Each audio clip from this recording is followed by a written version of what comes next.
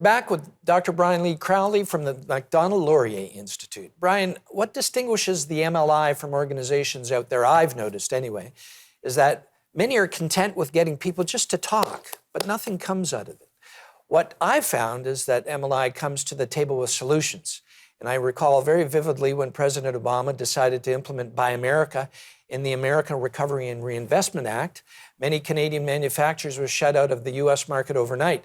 But I recall you were instrumental in helping finding solutions, suggesting options for Prime Minister Harper on how to get America to grant Canada an exemption. And that's just one example that I saw personally. I want to pick your brain and see what storm clouds do you see ahead in terms of energy and trade and our neighbors, and what the MLI might be able to do about it. Well, a very interesting question, Bess. Look, I look around the world at, the Russian invasion of Ukraine, financed largely by, the purchase of Russian energy resources by the West. Germany's being vulnerable to energy blackmail from Russia because of that energy dependence. I look at Japan, which has just in the last couple of days announced a brand new, huge expansion of their national security, ambitions, protecting themselves from a rather aggressive China. I see all kinds of opportunities for Canada as a land of opportunity, endowed with tremendous natural resources, critical minerals, which China controls so much of the supply of, energy resources like oil and natural gas, which Germany, Japan, South Korea, and other friends and allies of Canada desperately need access to. I think there is a whole opportunity for Canada not only to raise its own standard of living by selling these resources, which we are so good at producing, but to strike alliances with, take those two examples I've already mentioned, Germany and Japan, and say, look, guys, we have the ability to wean you off oil from either the Middle East or from Russia. We don't have to send all that money to regimes that don't necessarily wish us well in the West. If we supply you with this secure energy, perhaps you can help us in our drive to try and lower the emissions that are generated by those energy sources. So it's a win all round. We get more prosperity.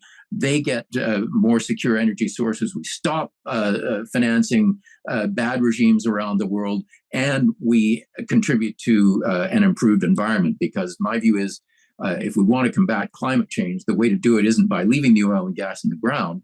It's by removing the carbon from the fuels, or capturing the carbon when we consume the fuels, so that we don't, as a result of using these carbon fuels, in which we are so rich, we don't degrade the environment. And I think that's entirely possible, and is an outcome that would be good for Canada and our friends and allies. Totally agree. It sounds like MLI already has a file open on that. Is that right? Oh, more than one. And we're building relationships around the world with these countries that desperately want Canada to be a major participant in the definition of the new world order, if I can put it that way. But they don't always find a good partner in the government of Canada. So when they're looking to find out what Canadians think, and also to bring messages to the Canadian public and policymakers, they find a partnership with us is often very fruitful for them. Some have told me that if we doubled our oil and gas exports in the next 5 to 10 years, Canada could be debt-free in about a decade. Does that ring true to you? Well, I don't know the exact numbers on it, but we have this tremendous endowment of natural capital in the form of our energy resources, and I understand the reflex that makes people want to say leave them in the ground, because they don't understand how it is we can use those fuels and not degrade the environment. But I believe it's entirely possible. This is on a program about innovation.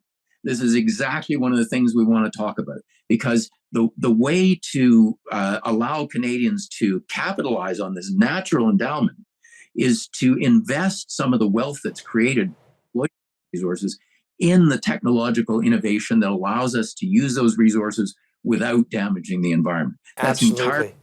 And Canada's proven that it can do that and has done that in the past, and it can do it in the future. We'll be right back.